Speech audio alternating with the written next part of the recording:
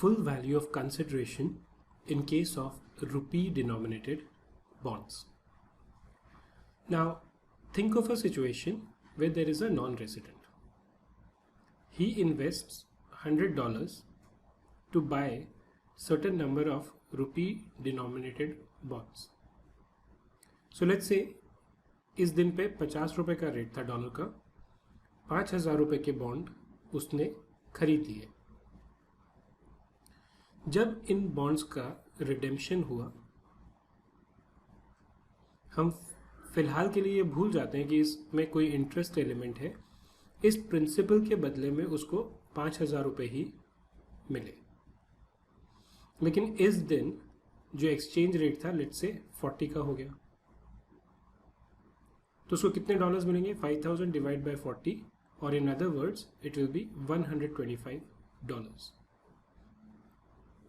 तो जो उसका गेन हुआ है वो कितना है? 125 माइनस 100, और इन अदर वर्ड्स $25 का उसको गेन हुआ. क्यों? Because there was a appreciation of rupee against foreign currency. यानी रुपी की वैल्यू बढ़ गई. पहले 50 रुपए में $1 मिलता था, अब 40 में ही मिल गया. इसका मतलब रुपी अप्रिशिएट कर गया डॉलर के अगेंस्ट. क्वेश्चन ये है कि ये जो $25 है इसके ऊपर टैक्स कैसे लगेगा? Any gains arising to a non resident on account of rupee appreciation against foreign currency at the time of redemption of rupee denominated bond of an Indian company shall not be included in computation of full value of consideration. मतलब यहाँ पे रुपी denominated bond की वजह से $25 का gain इसको हुआ है. ये जो गेन है ये हम कंसिडर नहीं करेंगे. किस पर्पस के लिए? फुल वैल्यू ऑफ कंसिडरेशन, यानी जो सेल कंसिडरेशन हम इस बॉन्ड की लेंगे उस पर्पस के लिए. इसके ऊपर हम एक एग्जांपल देख लेते हैं. Alright India issued rupee denominated bonds to Alpha Inc. for rupees 20,000 which were in USD. Exchange rate at that time was $1 is equal to 50 rupees. Yep. Alpha paid 20,000 equivalent to $400 to purchase the rupee denominated bond. The company redeemed the bond at par, excluding interest, at rupees 20,000. The rate of exchange was $1 is equal to rupees 40. Calculate the full value of consideration for the purpose of section 48. तो alpha ink को अभी क्या मिला? 20,000 रुपये. Dollar कितने का था? 20,000 रुपये. डॉलर कितने का था? 40 का. तो यानी उसको कितने डॉलर मिले? They received $500. How? Face value divided by the conversion per dollar. What is the gain? It is 100. Why? The sale consideration is 500. The cost of acquisition was 400. So this gain of 100 will not be considered while determining full value of sales consideration under section 48. यानी sales consideration जो होगी वो actually में कितनी होगी? 500 minus the gain which is 400. Right? Ascertaining cost of investment or cost of acquisition in certain specified circumstances. Section 49. Section 49 में बहुत सारे केसेस कवर्ड है. हम उनमें से कुछ जो स्पेसिफिकली नॉन रेजिडेंट के लिए रेलेवेंट है वो इस सेक्शन में कवर करेंगे. Section 49 provides for guidelines for computing the cost of acquisition under different circumstances. So there are two things which are relevant insofar as the non-residents are concerned. The first is what will be the cost of the previous owner and can that be deemed as a cost of acquisition of asset. We briefly had a discussion around this earlier. अब हम देखेंगे कि वो कौन कौन से circumstances होते हैं जहाँ पर previous owner का cost जो है वो cost of acquisition treat कर लिया जाएगा. And second is cost of acquisition of shares acquired on redemption of Global Depository Receipts, or GDRs as they are called. We will look at both of them.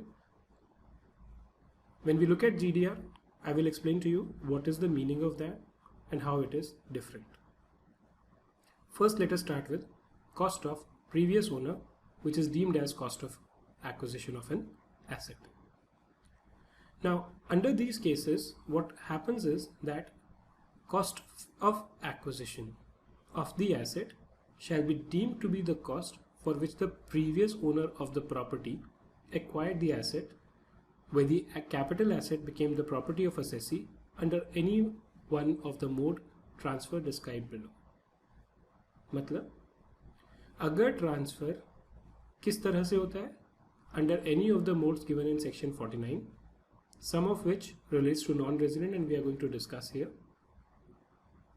उस case में जो transferor था उसका जो cost of acquisition था वही cost of acquisition transferee का भी मान लिया जाएगा. Any cost of improvement of the previous owner would be added to the cost of acquisition.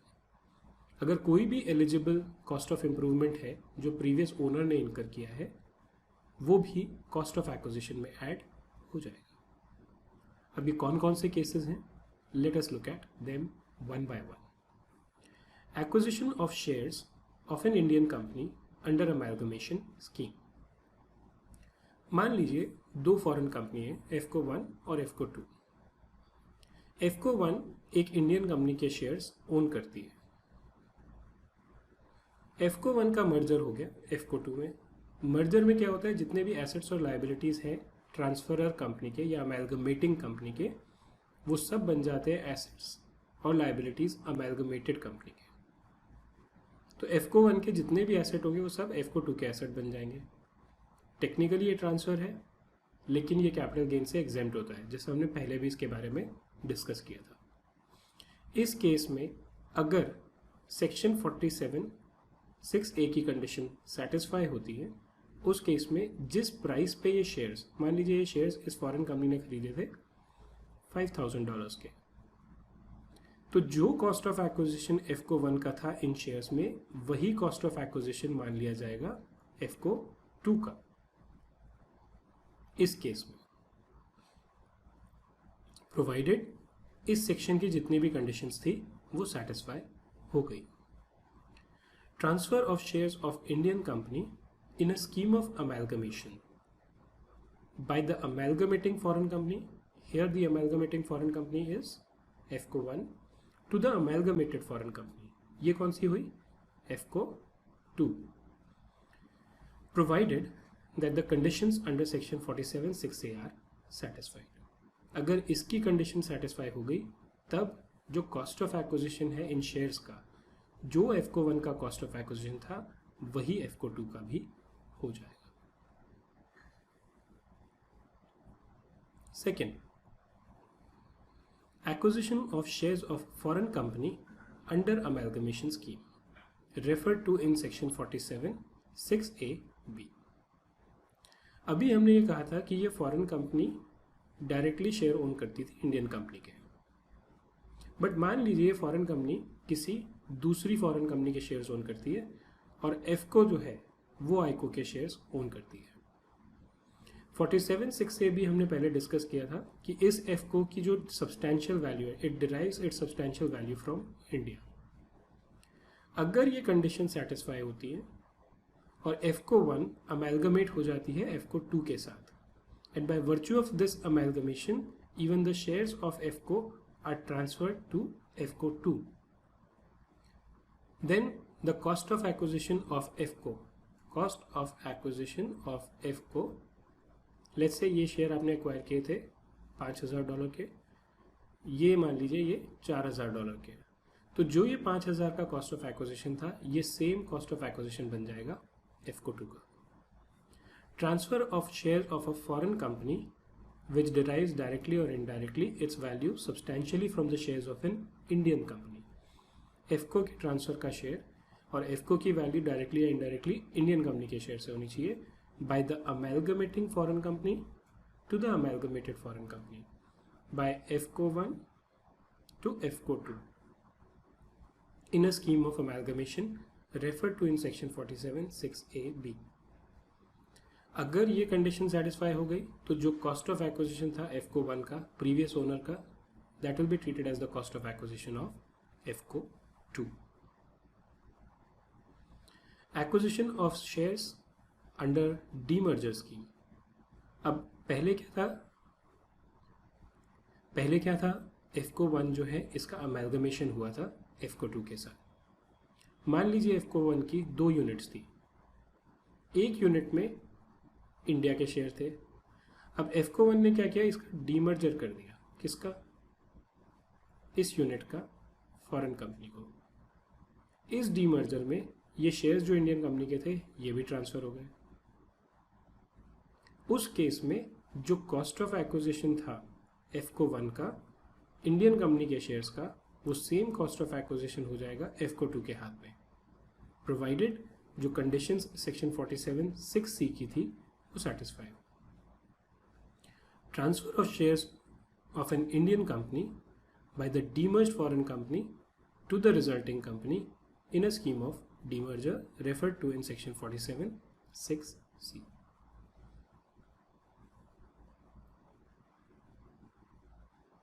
Acquisition of shares of foreign company under scheme of demerger referred to in section 47 6CC. इस case में क्या फर्क हुआ? इस foreign company के ownership थी FCO के shares की.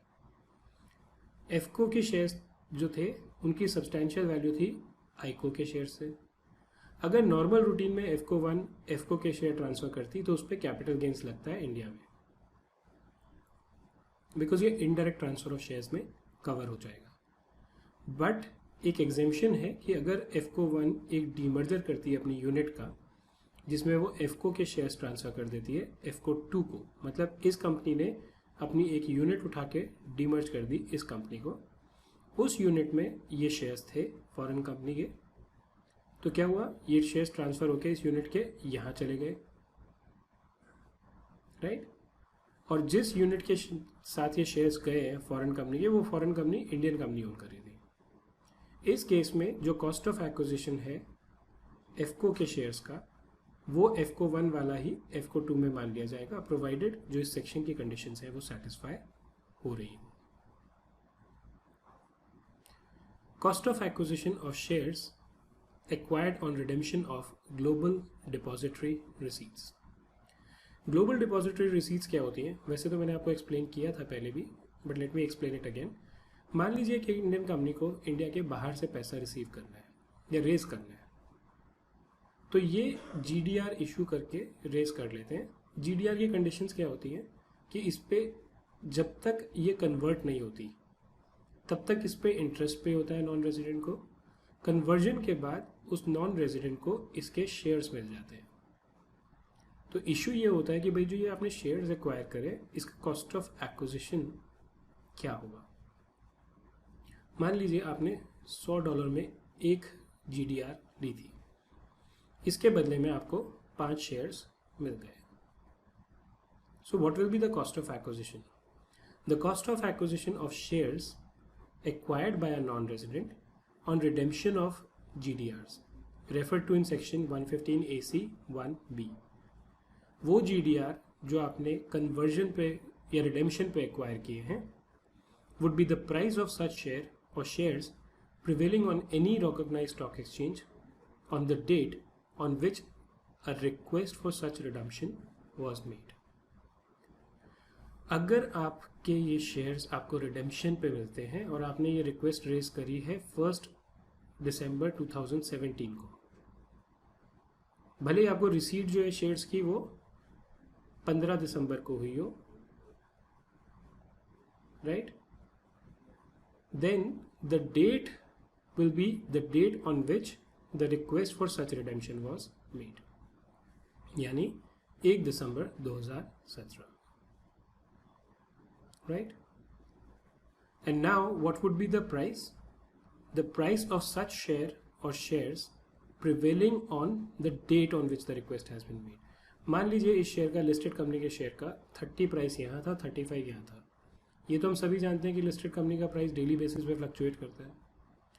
तो जो इसका कॉस्ट ऑफ एक्विजिशन है वो रिडेम्पशन डेट के हिसाब से होगा, रिसीट ऑफ शेयर्स जो है उस डेट का प्राइस रेलेवेंट नहीं है। The cost of improvement borne by the previous owner will be added in the aforesaid cost.